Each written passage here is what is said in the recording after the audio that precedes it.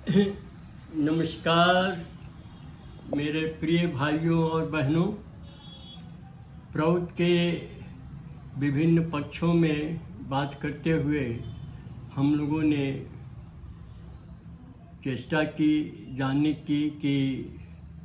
बहुत तरह के आस, व्यवसाय, कारोबार, काम धंधा समाज में चलते हैं जो हर व्यक्ति अपने को आजीविका के तौर पर अपनाते हैं। तो उनकी जो स्थितियां हैं उस संबंध में भी कुछ चर्चा आवश्यक है। यह तो सही है, सत्य है कि शारीरिक सुरक्षा और विकास के लिए मनुष्य अपनी शारीरिक आवश्यकताओं जैसे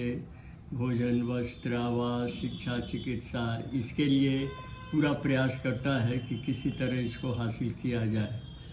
उसी तरह मन की तरक्की के लिए भी आदमी विभिन्न तरह के विचारों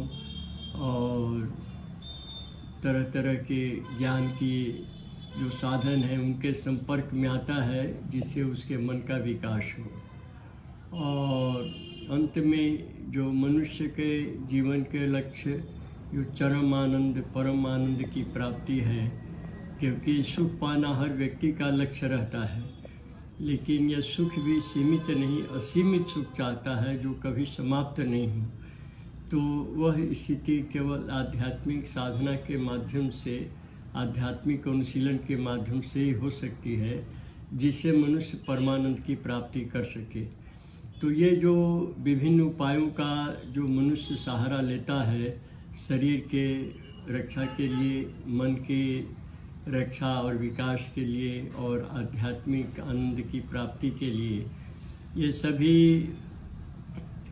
उसके जीवन के अविभाज्य अभिन्न अंग हैं। लेकिन इसमें जो इन उपायों का आलंबन लेने में अगर मनुष्य के सामने कोई ऊंचा आदर्श नहीं हो, कहीं घुमा दृष्टि नहीं हो, वैश्विक दृष्टि नहीं हो, तो जो शरीर के चेष्टा, शरीर की सुरक्षा की चेष्टा के लिए जो खान पान वगैरह इस सब का उपयोग करते हैं, तो मन जड़ाभिमुखी हो जाएगा, मन भोगमुखी हो जाएगा। इसीलिए यह आवश्यक है कि व्यक्ति अपनी जीविका की रक्षा के साथ साथ मन को महान आदर्श के साथ जोड़े, मन को भूमा दृष्टि के साथ संयुक्त करके रखे। तब जो उसकी जड़ तरंग है वो मानसिक तरंग, और मानसिक तरंग आध्यात्मिक तरंग में परिवर्तित होती रहेगी और मनुष्य किसी भी तरह के गलत काम को करने से अपने को वंचित रखेगा, उससे दूर रखेगा। तो आइए हम लोग पहले देखें कि किस तरह की आजीविका का लोग सहारा लेते हैं। ऐसे तो आप जानते हैं कि तरह तरह के तरीके हैं जिससे मनुष्य अपनी जीवन रक्षा का प्रयोग करता है, लेकिन कुछ हम लोग कुछ मुख्य तरह के व्यवसाय, मुख्य तरह के पेशे पर हम लोग ध्यान केंद्रित करेंगे। तो उसमें पहला हम लोग चिंतन करें वकील का। जो लॉयर्स हैं, जो कानून व्यवसायी हैं, उनका तो यद्यपि इसमें बुद्धि का और बौद्धिक प्रतिभा का पूरा उपयोग है, परंतु वही जैसा मैंने पहले कहा कि अगर जीवन में ऊंचा आदर्श नहीं हो, अगर उसकी दृष्टि वैश्विक नहीं हो, तो फिर वो क्षुद्र भावना में जा कर के, संकीर्ण भावना में जा कर के और निम्न स्तर का रास्ता अख्तियार करता है। तो इसीलिए ऐसे वकील पाए जाते हैं जो चाहते हैं कि लोगों में लड़ाई झगड़ा हो, तरह तरह के फसाद हों, क्योंकि जब लड़ाई झगड़ा होगा, आपस में मनमुटाव होगा, मारपीट होगी, छीना झपटी होगी, तभी उनके पास केस आएगा और वो कुछ पैसे का उपयोग अर्जन कर सकते हैं, उसका उपयोग कर सकते हैं। तो ये पैसा कमाना आवश्यक है शरीर की रक्षा के लिए, इसमें कोई संदेह नहीं है, लेकिन वो गलत तरीके से ही सोच करके काम करके किया जाए, ऐसा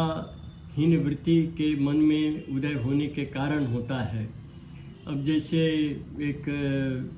कोई वकील थे, उन्होंने कहा कि जब जमींदारी प्रथा थी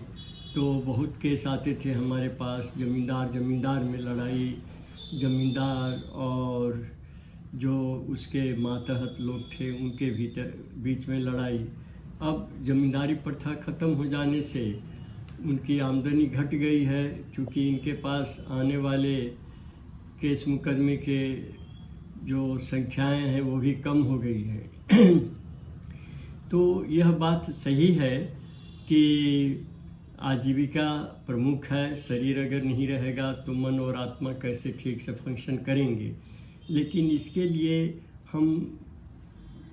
इस तरह की बात सोच करके कि लोग लड़े झगड़े, अशांति बनी रहे, लोगों में द्वंद्व चलता रहे और जिससे हमारा कारोबार चलेगा, ये तभी संभव है जबकि मनुष्य किसी अच्छे ऊंचे आदर्श के साथ नहीं जुड़ा हुआ है। इसीलिए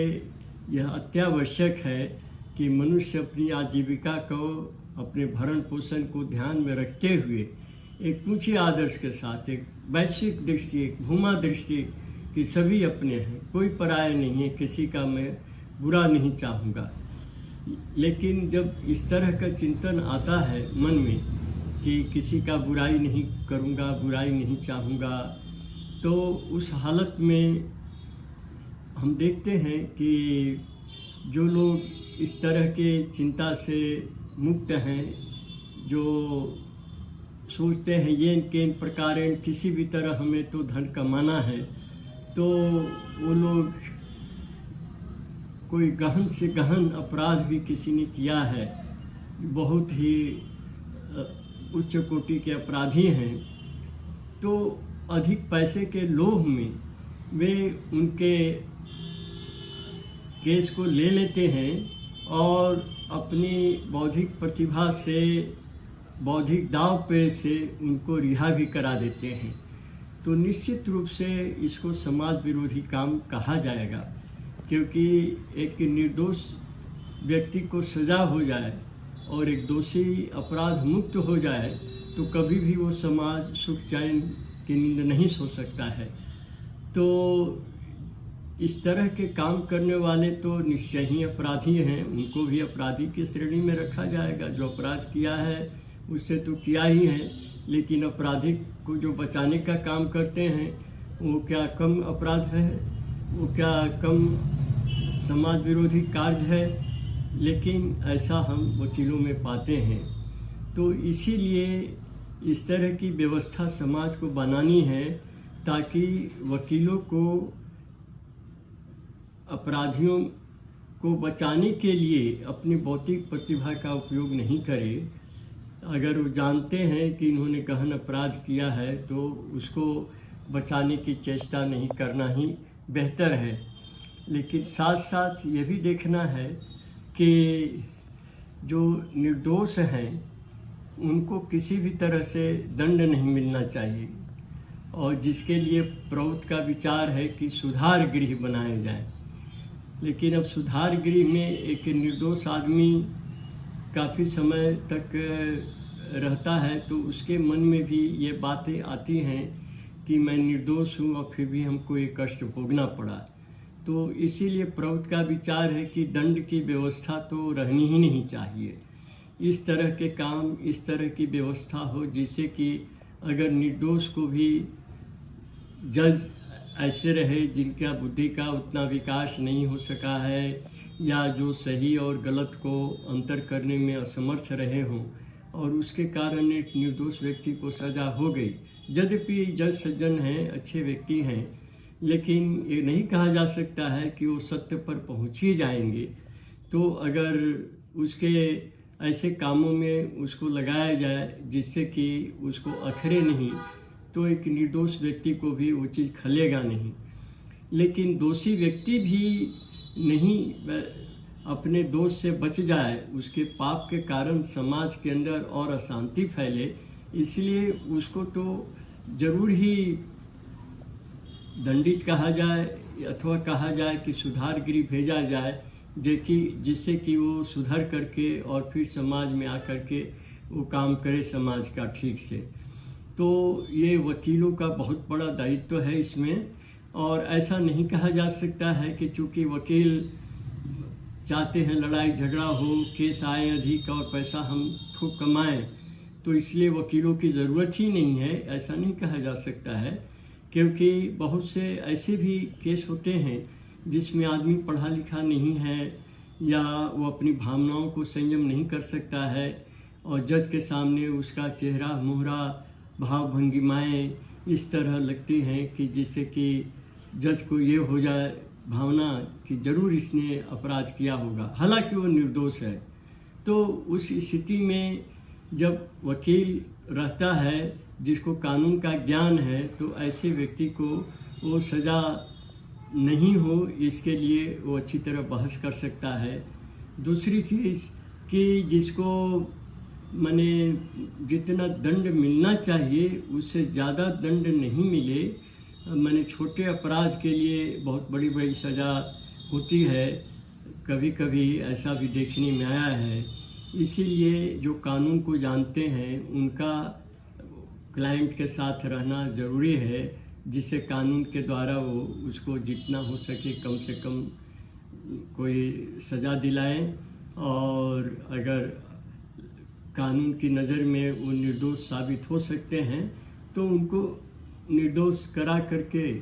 और दंड से उनका बचाव कर सके। इसके साथ ही हम देखते हैं कि जो अगर जीवन में कहीं ऊंचा आदर्श नहीं मिला, कहीं ऊंची भावनाएं नहीं मिली, तो उसके बाद वकील का जो एक वर्ग है, समुदाय है, वो राजनीति में चला जाता है और राजनीति में जा कर के वो हर तरह का दाव पेच खेलता है। तो उसका भले वो कानून से सीधा उसका संबंध नहीं हो या राजनीति में हो सकता है कोई बहुत बड़ा नेता नहीं बन सका या मंत्री पद नहीं पा सका, किंतु राजनीति में रहने से उसको एक लाभ ये होता है कि उसके केस में, उसके प्रोफेशन में उसको कुछ वजन मिल जाता है कि अरे ये तो हैं इस पार्टी के हैं या ये तो राजनीति में हैं। तो जज के ऊपर इसका एक प्रभाव पड़ता है जिससे कि वो हो सकता है उनके पक्ष में उनके नेतागिरी के कारण एक फैसला दे दे। तो इसीलिए जो इस तरह के वकील हैं उनको भी ये ध्यान में रखना ज़रूरी है या समाज को ध्यान में रखना ज़रूरी है कि वो केवल अपनी वकालत में सफलता के कारण या कोई व्यक्तिगत स्वार्थ के कारण राजनीति में नहीं जाएं, और जाएं तो राजनीति का उपयोग अपने कानूनी धंधे को, कानूनी व्यवसाय को, हित को, स्वार्थ को पूरा करने के लिए नहीं लगाएं। तो इसीलिए अगर इस तरह की व्यवस्था कायम होती है जिससे कि जो नैतिकवान हैं, जो अच्छे वकील हैं, वो समाज के हित में ही काम करने की बात सोचें, कोई व्यक्तिगत स्वार्थ को लेकर के एक बड़े बड़े केस ले लें जो बहुत ही गहन टाइप के अपराध किए गए हैं और अपने बौद्धिक बल पर उसको रिहा करवा दें, तो ये समाज में अधिक अशांति, अधिक अराजकता फैलाने वाला होगा। इसलिए इससे परहेज करना है और समाज का निश्चय ही दायित्व है कि वह उनके भरण पोषण की उपयुक्त व्यवस्था रखे, जिससे कि द्रव्य के लोभ में, पैसे के लोभ में उनको बड़े बड़े अपराधियों को बचाने की तरफ मन नहीं जाए और जो निर्दोष लोग हैं उनको दंडित कराने के लिए नहीं जाए और समाज में एक शांति और सुव्यवस्था कायम रहे। ये वकीलों का भी दायित्व है, समाज और सरकार का भी दायित्व है। इस पर ध्यान देना आवश्यक है ताकि सभी अंग मिल कर के एक शांति और सुव्यवस्था कायम कर सकें और समाज के संपन्न होकर के रह सकें। समाज का शोषक नहीं बने, संपद बने। नमस्कार।